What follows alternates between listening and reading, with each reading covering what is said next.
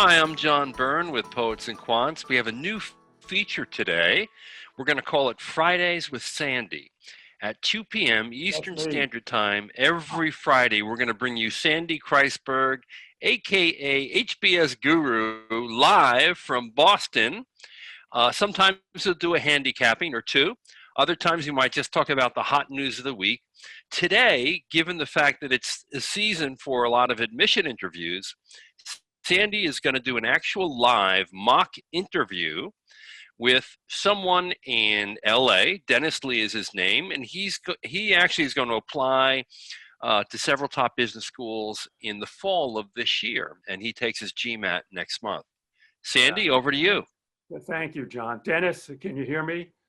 Yes, I can hear you. Okay, this is Dennis. I'm Sandy. This is going to be a mock interview. Let's just get right into it. Okay, Dennis, let's pretend this is your business school interview. Okay. Very often, the first question is, introduce yourself to your classmates. Yeah, definitely. So, hi, everyone. Hi, my name is Dennis Lee. I am from Los Angeles, California, and originally went to school in UC Berkeley, graduated back in 2015. And currently, I am working as a branch manager with Bank of America, also in Los Angeles. During my career, I have switched between roles between investment management and also retail banking management. And part of my job is to make sure the operations run smoothly within a bank. So when you walk into a normal bank okay, to Dennis, open accounts, you were great right at the beginning. Okay. You know, this introduce yourself to your classmates. You want to make it contained and you want to make it neat. Hi, I'm Dennis Lee. I went to Berkeley. I was a econ major for the past 5 or 6 years. I've been working at Bank of America, my current job is doing this. I'm eager to meet all you guys, and I'm also interested in Taekwondo, and I'm a big, Los Angeles Dodger fan. Okay. You get it? So yeah. That's the way to do it. Okay. Okay. Now, that is often their opening question. A more complicated version of that is, another very common question is, hey, hello, how are you? Could you tell me what you're doing now? Yeah, absolutely. So currently, I am a branch manager with Bank of America. Part of my main duties include making sure the operations run smoothly in the bank. So I basically manage everyone within a financial center. Making sure that all the personal bankers are doing. You're talking like you've memorized this on a card and you're trying to remember what you said. Okay. One of the things they look for in an interview is your ability to be conversational. Okay. And make it sound authentic.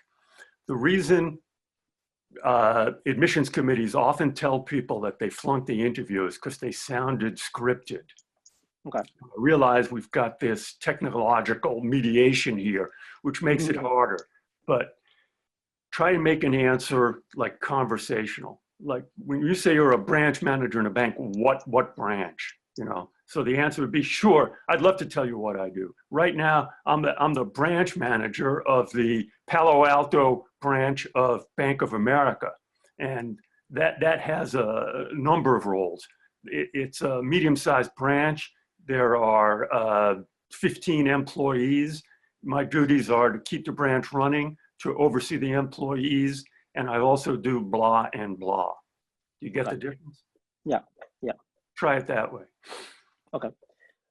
Yes, I'd love to tell you what I do on a daily basis. So currently I'm a branch manager in Acadia, a city within the larger greater Los Angeles region. It's actually a fairly large size branch and with a lot of affluent customers, mainly customers from China or from countries. You're making a classic mistake. You're trying to explain everything. Okay. Let me just broadcast some more helpful information. The purpose of an interview for most business schools is to reject people. Okay. It's not to accept people. I'm talking to you, and I'm talking to all the folks out there. Okay. What they reject people who can't speak English. That's not your problem. Your English is fine. They have another filter to reject people. They reject people who they feel are scripted, or they wouldn't want to sit next to, or that they would say, boy, whenever this kid gets called on, I'll take a snooze. So you don't want to sound that way either. Okay. So your job in the interview is to answer their questions, and don't try and sell yourself, and don't explain too much. Let's try a real simple answer. First question. Hi, Dennis, how are you? I'm Sandy, I'm from the admissions committee. Let's get going. Tell me what you're doing now. Yeah, sure. Sandy, hi, nice to meet you. Currently, I'm a branch manager with Bank of America in the greater Los Angeles area, actually in Acadia. And I actually currently manage a fairly large size branch and with a lot of affluent customers. And my daily jobs is to manage all the personal bankers and tellers in a bank and make sure everything runs smoothly. Good. That was a good answer. Thank you. And crisp. Yes, John agrees. Thank you. Okay, good. That's the way you should be answering. Okay. Another question they often ask right off the bat, and this is a tough one. This is really tough. Hey, Dennis, good to see you. I've got your resume here. Could you just kind of walk me through it? Absolutely. Yes. So as you can see, I currently after graduation from UC Berkeley, I started with a role with financial management with Prudential Financial. So in that role, I was trained for how to make advice on investment and for retirement and for estate planning. And actually, a couple months after I started that role, I was offered a position with as an assistant manager with Bank of America. That's when I made that switch from investment management to retail banking management. And I've stayed with Bank of America ever since. And currently I am a branch manager and managing essentially everything with a financial center with Bank of America. Okay, you got better. The beginning of that was a little rough. And you keep making this mistake of trying to explain everything. Now, in all honesty, this is for the folks out there, in all honesty, when they often ask in an interview to walk them through your resume, you never get through it, they interrupt. So I was being hard on you by not interrupting. But it should happen, both to you and to anybody out there. A good way to do it is just be real fast. You say, hi, my name is Dennis Lee. I'm from California. I went to UC Berkeley, loved it there. I was a poli-sci major, and since then I've had 2 jobs. My first job after graduating Berkeley was with Prudential Financial. I was a financial analyst where I met with retail clients and did estate planning or investment advisory, and that lasted for X months. And for the past Y months, I've been at Bank of America in retail banking in several roles. And currently, as you can see on the top line of my resume, I'm an assistant vice president and a branch manager. You see how that's a contained package? Yeah. Thank you. Good. Okay, let's break out your resume by chunks here. Okay. Very often there's a module where they say, let's talk about college. Tell me about your decision to go to Berkeley. Yeah. Berkeley is one of the top schools in California, and for me, there was really no choice when I got the offer letter from Berkeley. That's my dream why school. Why did you apply? I applied because I had several of my closest friends from high school went there, and they kept telling me about the experience, and that made me being fascinated by that school. Yeah, what did they say? They said that there are so many educated people over there with different ideas. How close do you live to Berkeley? Um, you mean when I was in college, or When you were, well, we're talking about your decision to go to Berkeley. right? So when you were in high school and applied. I was actually not close to Berkeley. I was actually staying somewhere in Los Angeles. But I made frequent visits to the school while I was still in high school, and that made me interested. Yeah, yeah. So how many friends did you have there? Before, well, obviously I have a lot Yeah, of friends we're now, talking, but what we're trying to focus in on is your yeah, decision to both apply and then after you got admitted, your decision to attend. Now, yeah. I realize we're cutting the onion pretty thin because Mhm. your first response was, duh, why did I go to Berkeley? I live in California. It's a good school. I applied. It was cheap. What else do you want to know? Okay. That's an acceptable answer, actually. Uh, Okay. or, a less Mhm. uh, vernacular version of that. Well, did you apply anyplace else? Yes, UCLA, basically a couple schools within the UCs. Good. So that's your answer. I went to high school. The perfect answer is if the question is, tell me about your decision to go to Berkeley. The Mhm. perfect answer is, I come from California. I went to high school in a city called whatever. The California schools were on my radar. Going to something in the UC system was a real plus because of the financial angle. My choices were Berkeley and this other place I applied to. I spoke to people at both places. I visited. And when I got the acceptance letter, I went to Admitted Students Day, and it just seemed great. My parents supported it. I was very excited. Okay. Get it? Yeah. That's the perfect answer. Okay. Thank you. They've often got a question, what was unexpected once you got there? There were many things. That's a good One, answer. but I think the most important being that it was a very diverse culture. It was something that I did not have where I grew up from, and Really? that was Where'd you grow up? I grew up. Well, I'm from like the Greater LA area, but I grew up in a small town called Chino Hills. It's somewhere in the LA area. It's the diversity of it, there is diversity, but obviously there's nothing compared to the Bay Area or particularly in Berkeley. So You're doing an acceptable job of digging yourself out of a little hole. Uh, okay. I don't think I mean, was that true that you were on the diversity of the Berkeley student body was unexpected? What had you I been was trying. expecting? Actually I expected it. But I was trying to think of like a more shocking answer. Well, right. This question is a little annoying. Actually, a good answer is what was unexpected was how many people at Berkeley come from New York. Because Okay. this is both true and something you hadn't, and it's possible you hadn't met those people or you didn't know. But Mhm. I was living in a dorm, and 20% of the people came from the New York area. That was just Okay. unexpected. They turned out to be great. But see, that's a simple, honest answer. What you're trying to do is you're thinking about how do I make points. Mhm.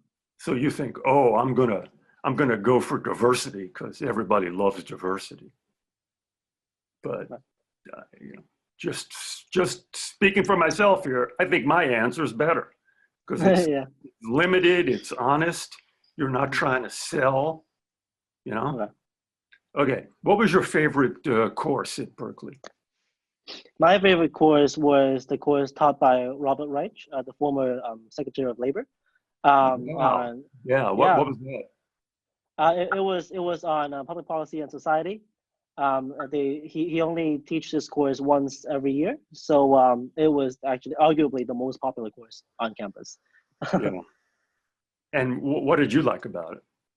I There are many things. One being that he not only he talks about the actual course and the content of the course, but he also shares some points of views regarding the current social status and current Okay. political. What do you think that is? How would you grade that as an answer? It could be better. Well, why? I think it was. The question was, what's your favorite course? Okay. Right. You said this course about public policy with Robert Reich. That's an acceptable answer. Robert Reich is a celebrity. The interviewer would probably know who Robert Reich is. That's fine. After that, you had nothing to say. You were just, you were just going, well, I like the content, there was a lot of people. You're not convincing me it was your favorite course. Okay. Like a good answer, okay, you want me to tell you a good answer, or do you think you could do it yourself? No, I want you to tell me. Well, why don't you try it? Okay. Okay.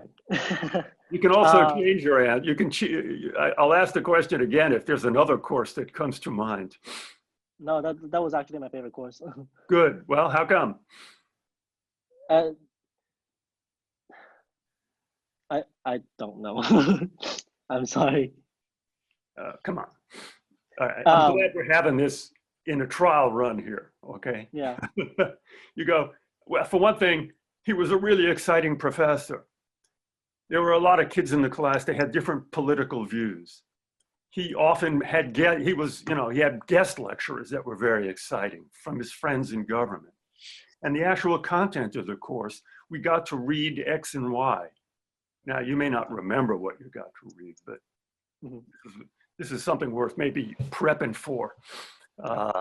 Like, what's your favorite course? And, it was, and then there was it was a big course. So there was a teaching fellow, and my teaching fellow, she was great. She was very exciting. And there were 2 papers, and boy, she was tough on those papers. So it was my favorite. It had everything. It had a star professor. It had exciting students who were very politically engaged with the material. And I got to write 2 papers, which, I'll be honest with you, wasn't a lot of fun, but tremendous educational experience. And the feedback on the papers was great. Okay. All right. Thank you for that. Well, they won't let you get that far. They'll interrupt you, but for our folks out there, that's a good answer. Okay. Okay. If you had 10 minutes to talk to the dean of your college about your experience, okay, what would you say? Now, he's interviewing, 15 students, so he wants you to give him specific information based on your background, as a poli-sci major, this was, here's my advice. Or as someone who came from a small town, here's my advice. What would you say? I would say that from my experience, I have a lot of different points of views that I can bring to the table in business school. I'm sorry, let me repeat the question. You have 10 minutes to talk to the dean, we're still in college, of Berkeley, or the president of Berkeley, or whatever. He wants you to reflect on your experience and tell him something that he can use, because he's the dean. He's looking for information, he's looking for advice, he's looking for your feedback. Okay. This is a real question. I'm not joking with you, man. Okay. And just to clarify, this is like potentially after graduation from undergrad, like and now. I'm talking to. Okay. Okay. I would talk to the dean and express my gratitude in the program, being one of the top programs in the world and in the United States. Suppose you said, "Hey, thanks. Give me something I can use." Yeah, that truly gave me a lot of it brought me outside the box on my thinking and on We my. want something he can use. Okay. We're just telling him how thankful he is, how thankful you are. That's not a good answer. Okay. And I would also say that in terms of. Let me give you an answer. Okay. You may hear this a lot, but the most valuable courses for me were the smaller courses, if you could offer more of them. Or the most valuable part of my experience was my senior year seminar. Or, people always said, when I spoke to people in my major, they said, I wish some of the courses were more geared toward operational politics. Because a lot of the people were poli-sci majors, they were actually interested in being political operatives. So if there were courses about that taught by people with real experience in campaigns, okay, those are things he would go, wow, those are great ideas, those are exciting ideas. Well, I'm not going to institute it tomorrow, but those are things I'm going to kick around. Okay. Get it? Yeah, definitely. Thank you. You like those ideas? Oh yeah, I actually haven't thought about that before you talked about it. Right. Okay, but the important thing is that's the way you've got to approach the question from your own experience. Okay. Well, didn't somebody ask this to Donald Trump recently? If you could do something different about your college experience, what would you do differently? First, I would focus more on my GPA than on my extracurricular activities. Okay, let me say something. That's a very counterintuitive answer and possibly dangerous one. Okay. You can see why, right? Right. Yeah. Well, he's got a great GPA, 3.6. It's not a problem. That too. So. Okay.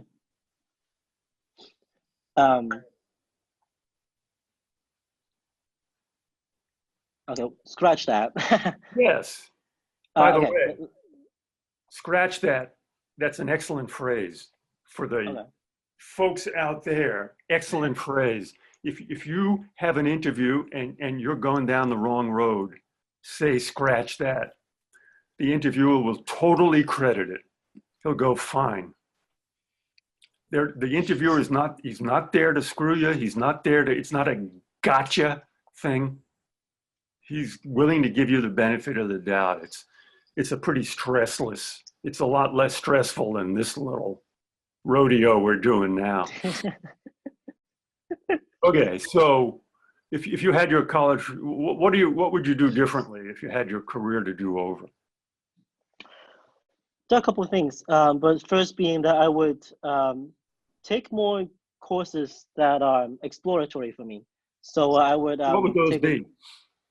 I would take a couple of courses in marketing and also in design, or just explore different fields that I may potentially be interested in. Okay, that's an excellent answer for the folks out there. Other answers are, depending on whether this works for you, I wish I'd learned how to code. That's a very common answer. Wish I'd taken more computer science classes. Another answer is, wish I'd spent a junior year abroad. Now, did you do that? Did you spend time abroad? How come? I wanted to focus on my major classes. Okay, that's an acceptable answer and an honest one. Possible better answer might be, looking back, that was a mistake. I was a little too focused on, just doing my own disciplinary work. Okay. Okay, so those are questions about the college experience. Let's start the interview over again. This is often the first question. Hey, hello there. How are you? I've read over your resume. Very impressive. Could you tell me about what you think your 3 best accomplishments have been in the last 2 years? Absolutely. And hi, Sandy, by the way, and thank you for having me. Well, Good, absolutely. I'm going to tell you about those three things. Let's hear it. yes, yes, great. First being that I have achieved a couple things within Bank of America. First being that I was the first manager to achieve perfect audits for 3 times in a row, within the last Boy, 2 what does years. that mean? Okay, now That, what I'm going to do now is go into real interview mode. This is okay. the way an interview will really happen, where they never let you finish a question like that. What does that mean? That means that there were no reportable findings, no compliance errors, no mistakes. Shouldn't that happen all the time? Yeah, but we fixed it. We made sure that if something gone wrong, it would never Give me happen an again. example of an audit issue. One example would be that we're missing a document. We're missing a signature card for a new account, and obviously from previous news, you can see how that would be important. Ah, okay. So that's pretty nitty gritty, right? Right. How often does that happen? If you're not careful enough, it happens more than you would think. Okay. Okay? So you had. How did you manage to accomplish that? I set in different additional procedures in addition to the normal bank procedure to ensure that we have those documents in place, and we make sure that we set a tone for the importance for having those documents. And how come you think how rare is that? I can't speak on behalf of my colleagues because obviously different managers have different managerial style. But you said this is your biggest accomplishment, that you didn't have an audit issue for 3 years. Right. And okay, tell me your second accomplishment. Okay. Second accomplishment is my center, my financial center has actually was the most profitable center last year. We brought in a little. Okay. How does that happen? First of all, it's teamwork. It's definitely teamwork. I can't do this by myself. I have my managers. Well, how does a bank make a profit? I don't get it. Well, we do different things. At the branch level. Yeah. So I understand how they make a profit at the headquarters. I'm just interested in the branch level. Yeah, definitely. So it's shortchanging your customers. Is that it? You're making sure you're not giving them the right amount of change. Well, that too, but that's not how we make profit. That's actually how now we not lose money. But it's actually going back to the basics of being a bank. We bring in deposits, we help customers with their financial needs, and we give out loans. Tell me about the loan for you. Now I'm educated. So you make decisions on loans? Not me, the corporate underwriters do. All right, so let's back up a step. Tell me about how your branch becomes profitable. I just don't get right. So mainly, one of the biggest areas is the deposit growth. Last year we brought in a little over $100 million in money, and basically so one of our, I think that's a better way to say it. We were the number 1 ranked branch in bringing in deposits. Okay. Let me just have a programming note here with John. Are we gonna we're gonna just roll through this, right? Beyond the setup of 30 minutes. I think we are running out of time, actually, believe it or not. Okay. So if there's a wrap up that we can do, I think we should. Okay. Here's a wrap up question, Dennis. Tell me why you want to go to Columbia. I want to go to Columbia because it's right in the heart of New York, and I want to be working with one of the major banks within New York City, and Columbia gives me that environment, gives me that encouragement, gives me the opportunity to do so. And I've also met with different students, different faculties, and I'm fascinated by what they're working on, what their ideas are, and I want to be part of them. That's why I want to connect them. You need a better answer for that. Okay, so I'm glad we had this kind of shakedown cruise, right? Yeah. Tell me what you learned. I learned that I don't necessarily have to go to different details. I just have to give them the big picture on several questions. Yeah, that's a good lesson. Right. And don't explain too much. Don't show off. Don't sell. Right? Okay. Yeah. I think you're going to do fine.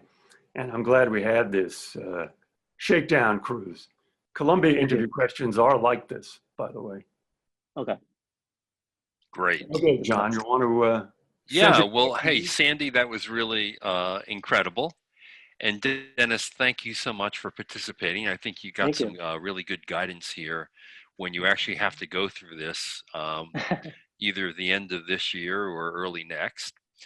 I wish you the best of luck on your journey. I know you're taking the GMAT next month. Good luck on the test. Thank you. And good luck on all your applications. So I want to remind everyone out there that every Friday now at 2 p.m. Eastern Standard Time will be Friday with Sandy. If somebody wants another interview, let us know, okay? Yeah, this is a time when schools are conducting admission interviews. Many of them have already done for round 2s, but a lot of them are still ahead. And I think this is really super helpful for people who are currently in the basket. Let us know what you thought of this one in the comments section. Great. Well, and for all of you out there as well, you know, we have a pre-MBA networking festival coming up in New York. Check it out on the website under our events navigation menu. And Sandy, thank you so much. We will see you again next Friday. Can't wait. My rep is getting right to the point. Okay. All right, Dennis, thank you so much. And thanks everyone for watching. Bye-bye. Bye-bye.